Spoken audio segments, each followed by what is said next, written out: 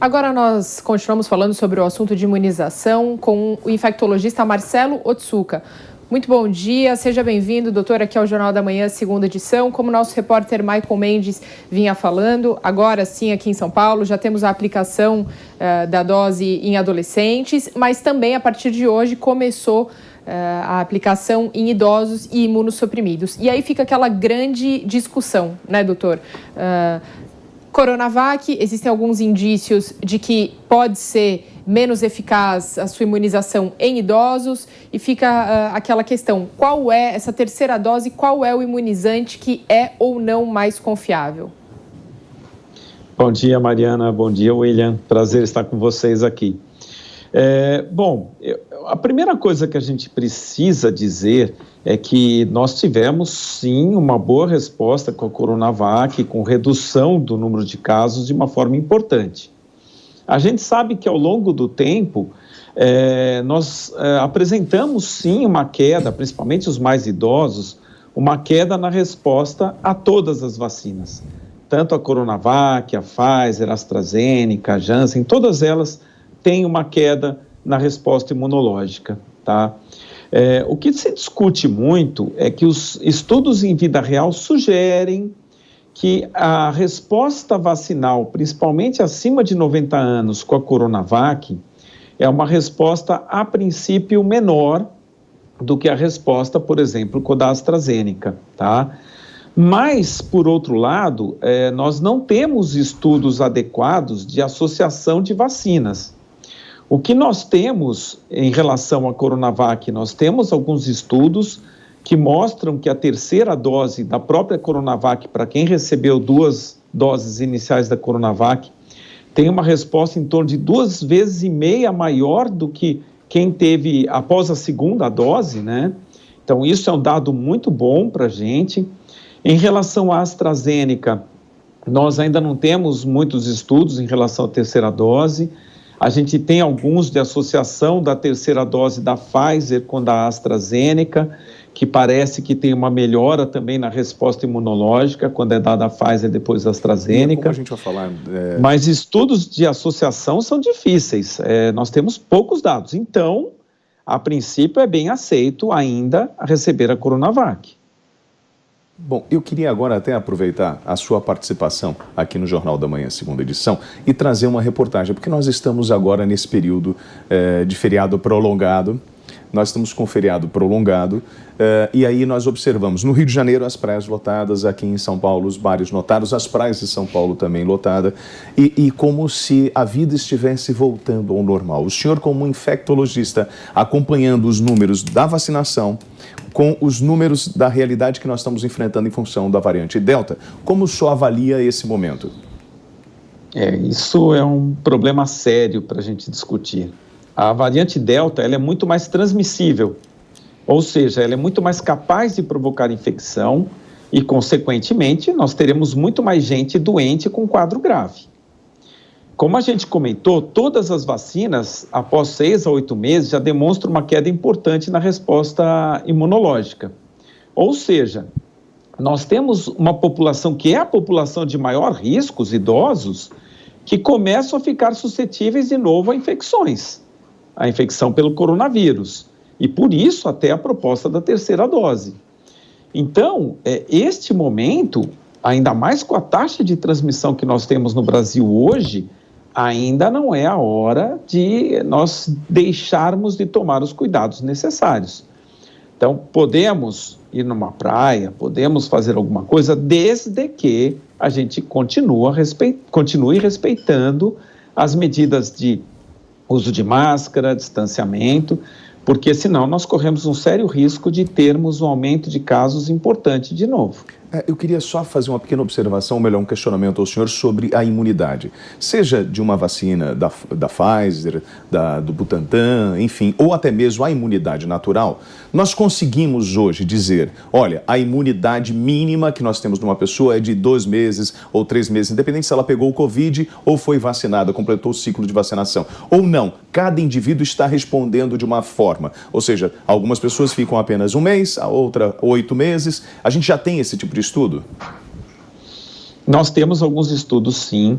É importante que a gente fale que é uma curva de Gauss. Para quem não conhece, a gente vê uma média. Lógico que nós temos indivíduos que têm uma resposta que dura menos e outros que têm uma resposta que dura mais. Então, a média é que após 6 a 8 meses, nós já tenhamos uma queda, principalmente nos níveis de anticorpos, uma queda importante.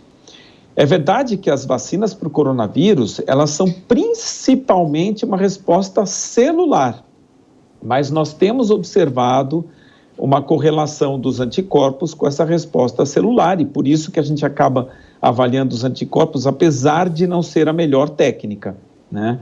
Então, a gente imagina em torno de 6 a 8 meses como sendo um prazo legal para revacinar o indivíduo, ou pelo menos uma terceira dose.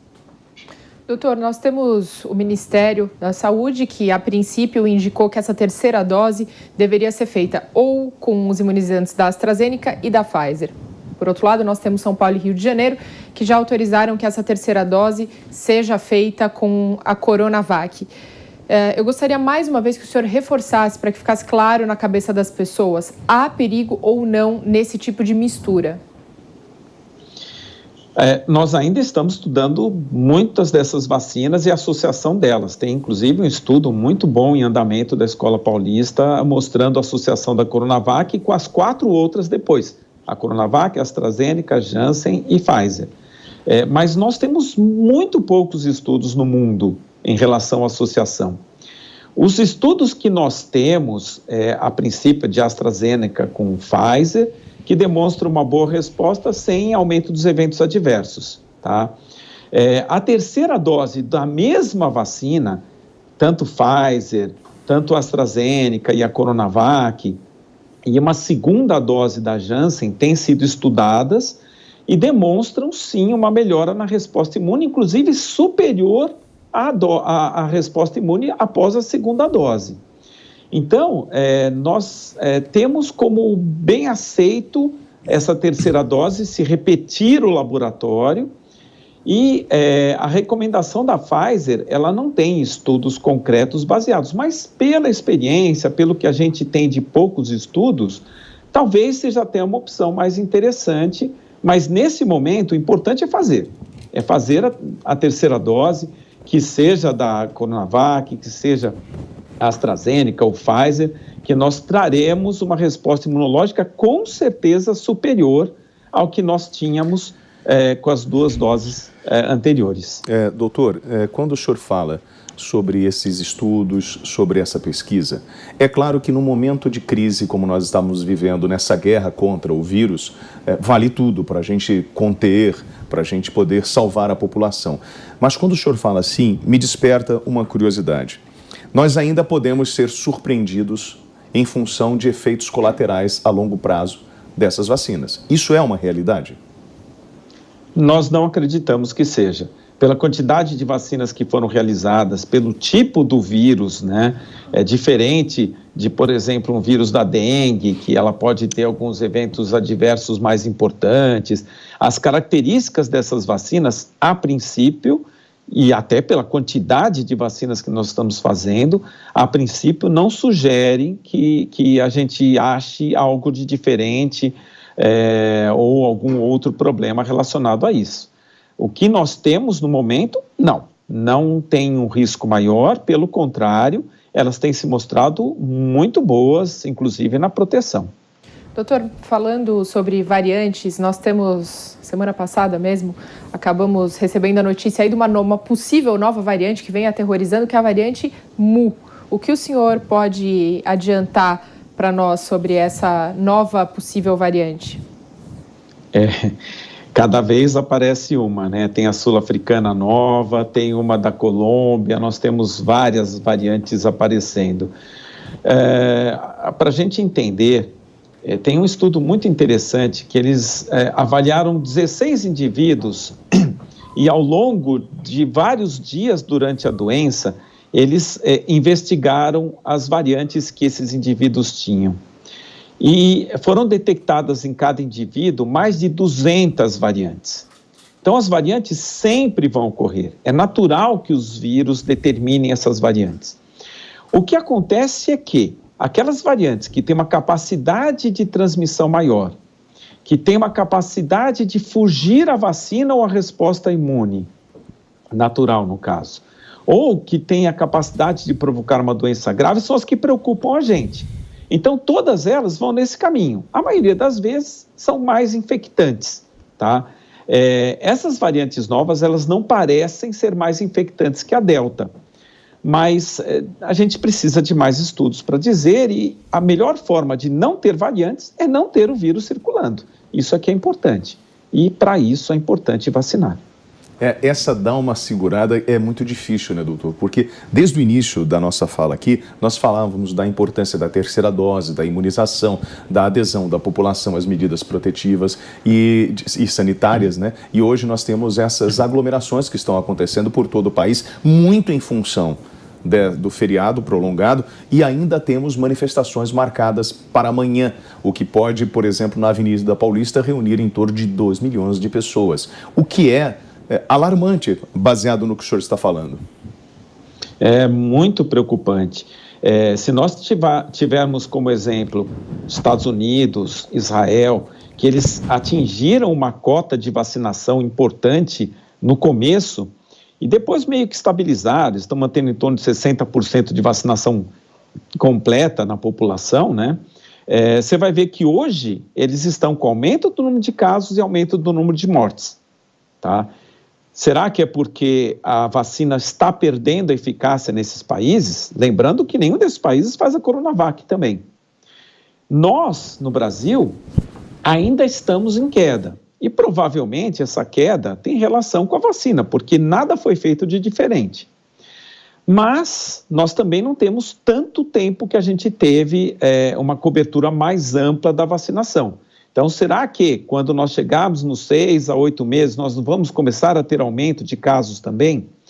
Então, é importante a gente entender que todas essas vacinas são sujeitas a isso, a começar a ter aumento de casos depois de um tempo, inclusive de óbitos. Então, nós precisamos ter um cuidado importante nesse momento ainda. Nós ainda temos 20 e poucos mil casos por dia.